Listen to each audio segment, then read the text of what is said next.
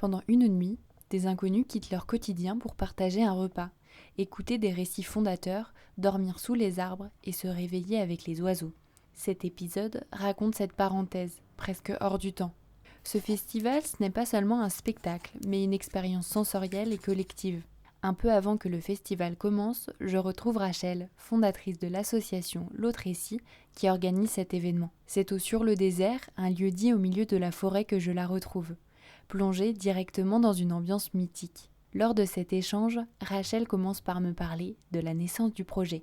Ça fait des années qu'avec l'autre SI, la compagnie qu'on a fondée avec d'autres amis artistes passionnés, ça fait des années qu'on explore des dispositifs artistiques, des endroits différents pour jouer. Il y a quelques années, on a créé ce qu'on a appelé la plus petite salle de spectacle nomade du monde. Il n'y avait que 5 places et on allait dans les villages.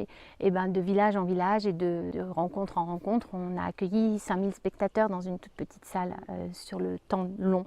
Ensuite, on a fait des expériences poétiques itinérantes où on allait frapper aux portes des maisons pour inviter les gens à vivre une histoire en vrai sur la place du village avant qu'on reparte 4 jours après notre arrivée. Et en fait, c'est vraiment le répertoire que j'ai découvert grâce à cet ami chercheur qui s'appelle Jean-Loïc Lequelec. C'est vraiment le répertoire spécifique des mythes d'émergence qui m'a conduite à penser que c'était dans ces conditions-là que ça serait l'idéal de le transmettre.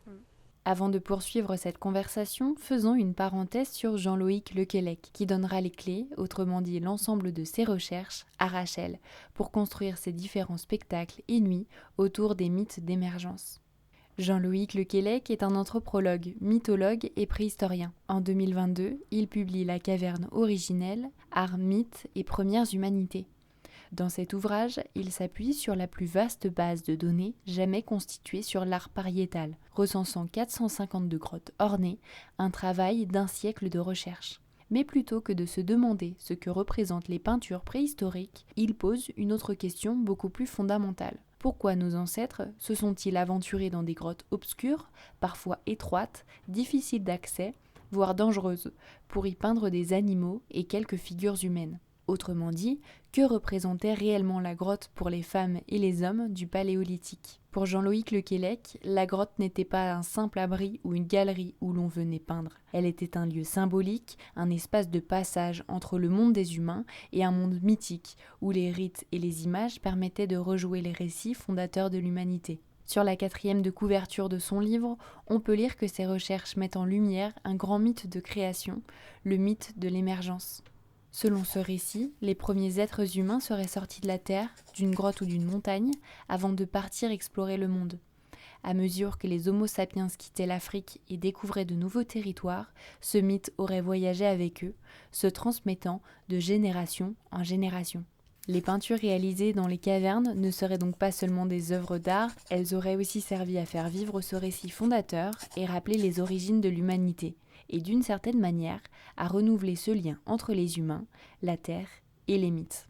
Et cela rejoint les mots de Rachel et ce qu'elle souhaite communiquer aux spectateurs de ces nuits. Vraiment cet aspect d'une culture très ancienne qui est commune et qui est encore aujourd'hui vivante, incarnée par des groupes qui pour certains sont en difficulté de reconnaissance ou d'existence de par des colonisations, des appropriations. Enfin, il y a derrière tout un contexte historique qui malheureusement est un contexte de violence aussi, d'accaparement, de prédation.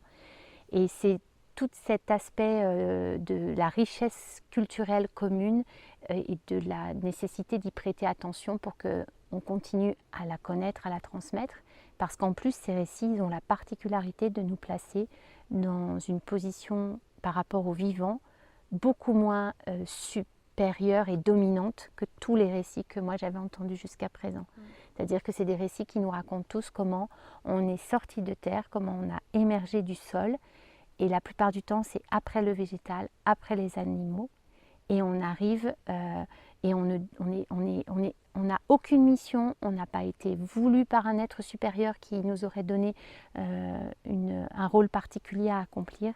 Et je pense que ça, c'est une question, c'est une vision dont on a besoin aujourd'hui, comment on se replace, nous, en tant qu'animal humain, dans une chaîne du vivant dans laquelle on a finalement une place peut-être beaucoup moins importante que celle qu'on s'imagine, et justement quelles sont les conséquences de cette idée qu'on a de notre importance. Le Festival des Nuits en Forêt se déroule donc sur 9 nuits car l'objectif, c'est que chaque nuit soit une étape du voyage de Sapiens et donc une étape dans la géographie mondiale. Et donc ça crée un tout et qu'il y ait des spectateurs qui ont envie de faire les 9 nuits avec nous.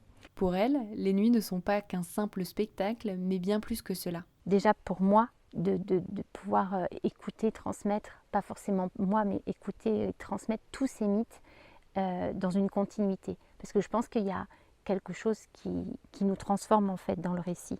Le récit, c'est pas juste une histoire qui nous fait plaisir, et c'est se plonger dans une autre façon de voir, dans une autre façon de ressentir, et en soi, il y a une puissance là-dedans de nous transformer. Nous sommes le 7 août, il est 18h et je pars, mon sac de couchage et moi, découvrir le premier mythe en forêt. À ce moment-là, je me sens assez excitée à l'idée de dormir à la Belle Étoile pour la première fois. Et pour cette première soirée du festival, nous sommes un petit groupe de 10 personnes, âgées entre 8 et 60 ans. Ce qui était très sympa dans cette expérience, c'est que c'était pas juste une nuit avec des contes et de la musique, c'était vraiment quelque chose d'assez global où moi je suis arrivée un petit peu en décalage, mais on commence par une petite ascension qui nous met en jambes. Et puis quand on arrive, on retrouve tout le monde, on fait connaissance, on se rencontre, on échange. On partage un repas tous ensemble, ce qui est encore l'occasion de discuter un peu sur la vie de chacun, etc. Et puis après, on prend vraiment le temps, on s'installe et la soirée commence. En effet, c'est seulement à la tombée de la nuit que les histoires démarrent. Les premières heures d'échange permettent de savoir qui seront nos voisins de chambrée à ciel ouvert. Lors de ce tour de table, nous découvrons les envies de chacun pour cette nuit, des personnes excitées à l'idée de venir découvrir cette expérience et d'autres avec certaines peurs et appréhensions. Rachel n'est pas seule en scène. Elle est accompagnée en musique par Jean-Christophe, autrement appelé Rouquin. On raconte aussi que nous sommes sortis de la terre dans un temps primordial, un temps lointain. Nous sommes sortis au pied d'un arbre immense, à côté duquel il y avait un trou dans le sol. Et c'est de là que nous sommes sortis.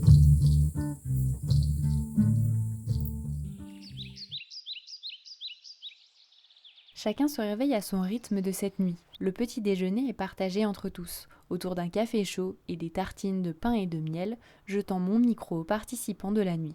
Et c'est Céline qui est venue avec son mari qui ouvre le bal. C'était la première fois que je faisais ce genre d'expérience. Et donc là, au petit matin, ce que j'ai envie de dire, c'est que c'était vraiment une expérience assez exceptionnelle, je trouve.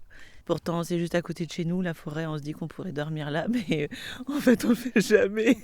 Céline reste honnête. Malgré l'ambiance chaleureuse, elle nous dit cela. Évidemment que j'ai des papiers à dormir, mais parce que du coup, j'étais hyper vigilante à tous les sons. Et donc, je pense que j'ai plus dormi avec l'histoire que sans l'histoire. Et pourtant, et malheureusement pour elle, c'est la seule qui n'aura pas bien dormi.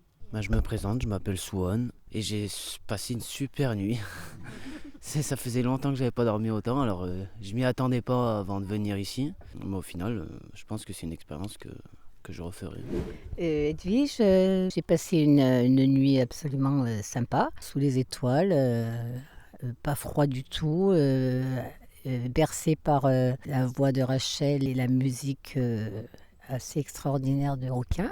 Voilà, aucune appréhension pour dormir dehors parce que voilà quoi.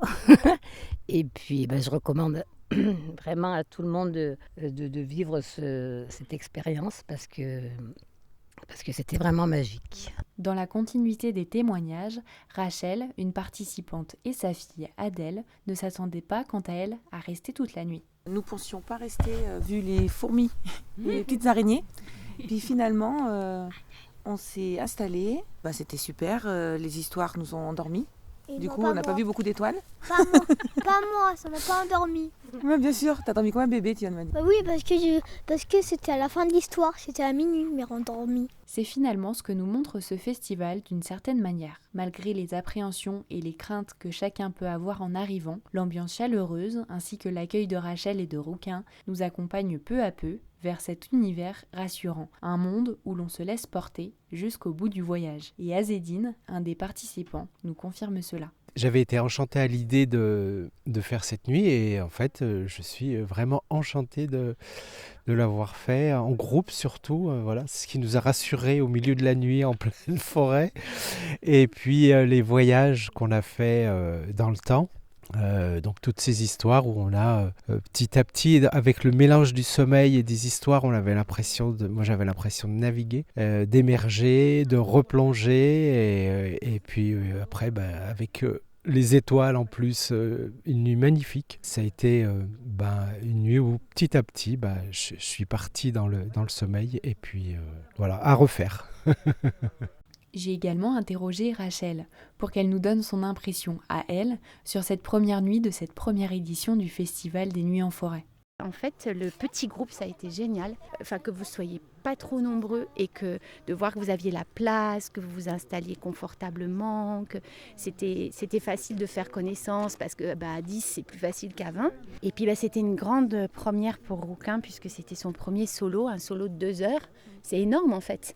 Et j'étais contente de partager tout ça en même temps en fait. La première nuit du festival, le premier solo que Rouquin construit comme il l'a fait hier soir. Voilà, c'est chouette. Et puis ce qui me touche le plus, c'est de voir la capacité des gens à faire connaissance, à se relier les uns aux autres dans cet environnement. À chaque fois, je me dis waouh, c'est trop beau. Car oui, c'est aussi l'impression que j'ai eue au cours de cette soirée et de cette nuit, celle de faire partie d'une petite communauté. Une communauté qui s'est formée simplement, presque naturellement. On s'est rencontrés, on a discuté, on a ri ensemble, puis on a partagé cette fameuse nuit à la Belle Étoile. Et finalement, savoir que d'autres personnes étaient là, elles aussi en train de vivre cette première expérience, a rendu le moment encore plus particulier. Comme si le temps d'une nuit, nous avions tous partagé un petit bout de la même aventure. Cet épisode audio et vidéo a été réalisé par Lucie Leroux du podcast En voiture Simone. Si celui-ci vous a plu, n'hésitez pas à le noter sur la plateforme d'écoute que vous écoutez et le partager pour faire découvrir le festival des Nuits en Forêt et le podcast En voiture Simone à d'autres auditeurs. À bientôt!